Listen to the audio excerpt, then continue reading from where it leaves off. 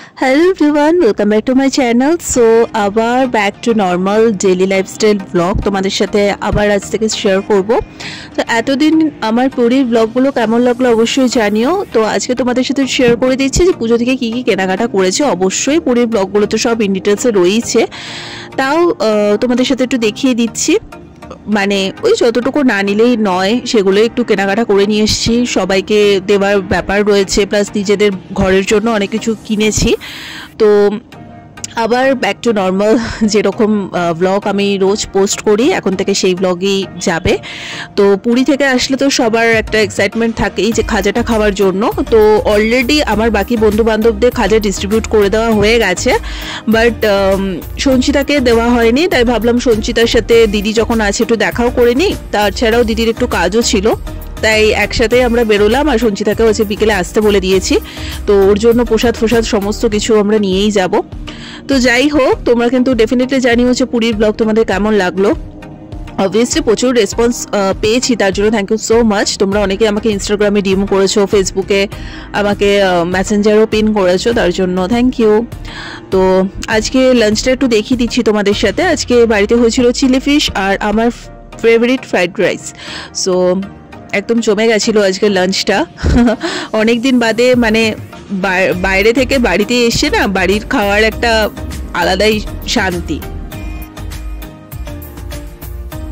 তো যেমনটা আগেই তোমাদের বলেছিলাম যে বিকেলের দিকে সঞ্চিতার সাথে একটু দেখা করে প্রসাদটা দিয়ে দেব, তাই আমরা রেডি হয়ে গেছি সন্ধ্যাবেলা। আমি, দিদি, ভাই তিনজনেই যাব, সাথে সঞ্চিতা আসছে।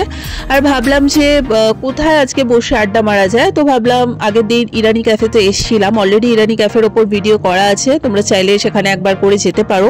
ওখানে গিয়ে মাস্ট তোমরা চা কিন্তু ট্রাই করো।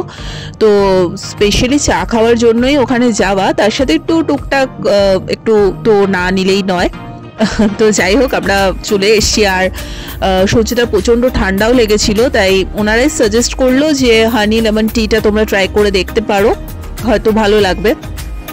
তো মানে সিরিয়াসলি খুব ভালো লাগলো, মানে গরম গরম খেয়েছি। এবং এখন যেহেতু ওয়েদারটা একটু ঠান্ডা গরম মিশিয়ে না, তো ঠান্ডা গরম লেগেই যাচ্ছে আমাদের সবার, তার জন্য এই টিটা পারফেক্ট। এর আগের দিনও কিন্তু ইরানি স্পেশাল টিটা আমি খেয়েছিলাম, সেটার রিভিউ দিয়েছি।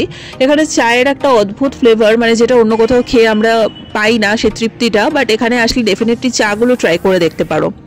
দেন সাথে দিদি একটু কোল্ড কফি নিয়েছিল, আর একটু চিকেন উইংস নেওয়া হয়েছে। তো অনেকদিন বাদে দিদির সাথে সঞ্চিতার দেখা হলো, কারণ দিদি তো একবার চলে গেলে এখান থেকে 1 বছর আগে, আর আসে না। তাই সবাই মিলে বসে অনেকক্ষণ আড্ডা মেরেছি, গল্প করেছি।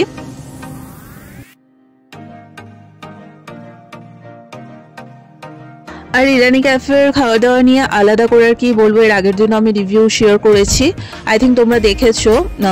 তাও আমি এর অ্যাড্রেসটা ডেসক্রিপশন বক্সে দিয়ে দেবো। চিকেন উইংসটা কিন্তু ভীষণই ভালো ছিল এবং খুবই ক্রিস্পি ছিল, খুব ভালো ছিল খেতে।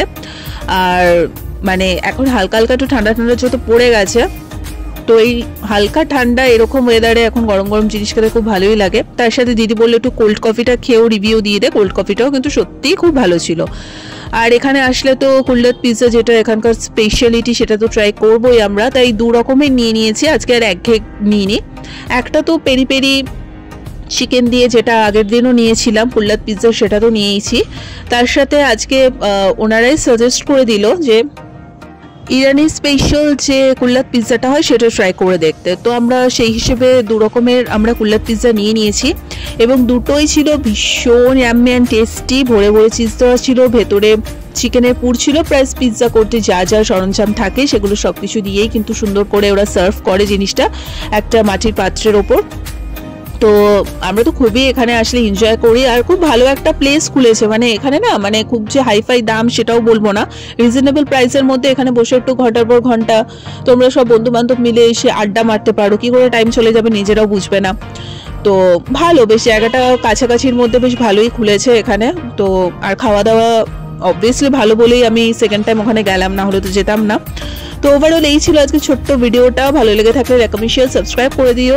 এখন থেকে আবার যেরকম ডেইলি ব্লগ আসছে সেটাই আসবে। আর তোমাদের জন্য ডিসেম্বর মাসে আরেকটা ধামাকা আসতে চলেছে, আরেকটা ট্রাভেল ব্লগ আসছে পাহাড়ের, সেটা এখন থেকে কিছু বলবো না, তোমরা গেস করে বলতে পারো যে কোথায় আমরা যাব নেক্সট ট্রিপে। সো অবশ্যই জানিও, আর আজকে ভিডিওটা ভালো লাগলো অবশ্যই বলো। আর এটাই বলবো, ইরানি ক্যাফেতে এখনও যারা যাওনি ডেফিনেটলি ট্রাই করো, তোমাদের খুব ভালো লাগবে। সো চলো আজকের মতো এখানেই, টাটা।